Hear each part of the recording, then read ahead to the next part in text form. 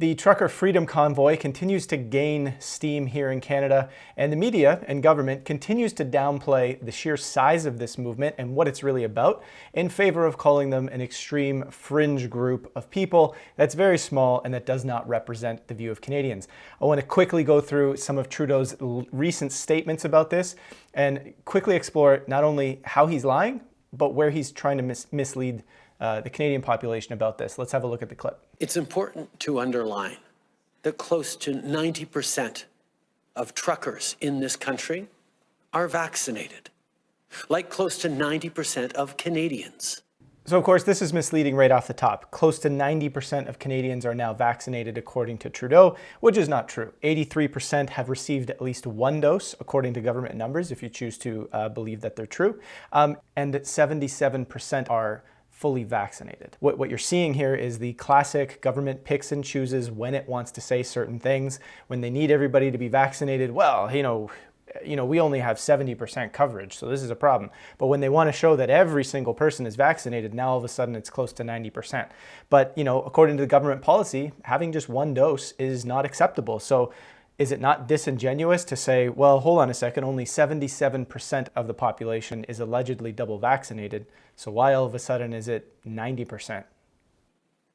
Over the past many months and years now, Canadians have stepped up to protect each other, to protect our frontline workers, to protect our elders, to protect our young people, to protect people like truckers who are putting food on our grocery store shelves. Canadians have stepped up to do the right thing to protect the freedoms and the rights of Canadians to get back to the things we love to do. So again, have Canadians stepped up? Yeah, in some cases it's good for people to, in vulnerable situations, to go and get vaccinated if they feel that that is a choice they want to make and that it's going to help them stay at a hospital. But for the vast majority of Canadians, you're going to stay at a hospital with COVID. That's the reality of COVID-19, and getting vaccinated with this particular vaccine does not protect other people, it protects yourself. It's a medication. It's not a vaccination in the normal sense of the word. It doesn't stop transmission. It does not stop you from getting infected. It reduces symptoms. It's like taking a Tylenol for a headache. You're reducing the symptoms of that headache. So again, it's misleading the way the government has kind of made this vaccine seem like, well, by getting vaccinated, you're saving everybody. Remember, less than 1% of people are ever going to end up in hospital from COVID-19, and the vast majority of people are going to just move through this like it's a normal flu, right? So that sentiment is extremely important when you're talking about, what do people need to do? Well, perhaps some vulnerable people it can help, but to simply blanket statement like, oh, every single person needs to be vaccinated, literally does not follow the science. We know the way through this pandemic is by getting everyone vaccinated. That's a straight up lie. And we know that to be true because there's absolutely no evidence or no mechanism to support the idea that vaccination is going to get us through this pandemic. It's a completely disingenuous and unscientific statement.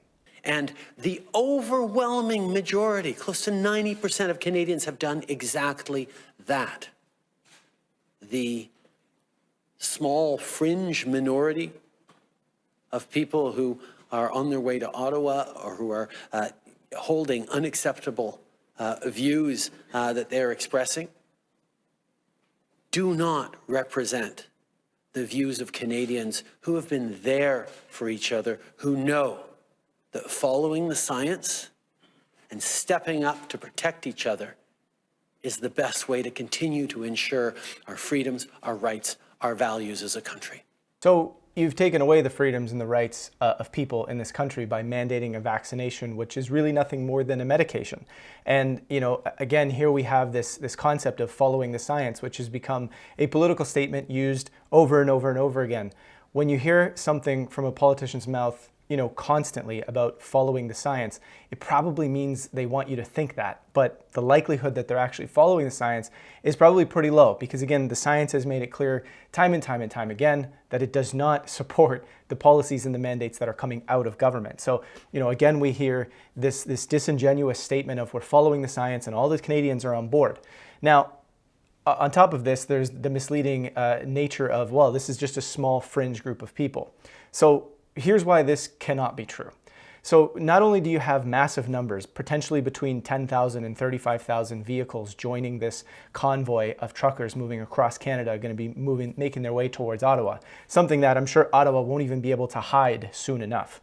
But he points to the fact that almost all truckers are vaccinated. Well, the reality of this situation is that lots of vaccinated truckers are in this convoy. Lots of vaccinated people are in this are supporting this convoy for the very reason that they do not believe that these vaccines need to be mandated. Now, it's probably because it not only goes against our rights and freedoms, but it is an unnecessary intervention in this pandemic. It doesn't scientifically line up that you have to be vaccinated to end this pandemic. It simply does not make sense. So he's trying to make it seem like it's only unvaccinated people, which we've already convinced you are bad people.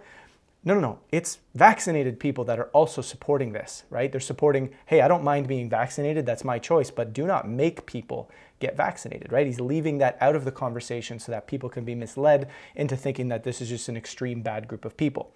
And finally, where you're starting to see this narrative really fall apart is in the boosters. If you look at some of Canada's numbers right now, about 33% of the population has chosen to go get a booster now. Of course, not every single person is eligible yet, but in some areas of Canada, this gap between the double vaccinated and the now boosted is starting to widen, which means, people are deciding, I don't want to be vaccinated because with the booster because I don't feel it works. I don't feel it's necessary. And you know what? You convinced me that this whole thing was going to end once we were all vaccinated. That didn't work at all. So, why would I go and get more? It simply doesn't make sense. So we're seeing some good signs here. There's some inspiration, and as much as the media is going to attempt to put all their power into discrediting this trucker convoy, I think it's one of the most hopeful and inspiring moments we've seen in this entire pandemic.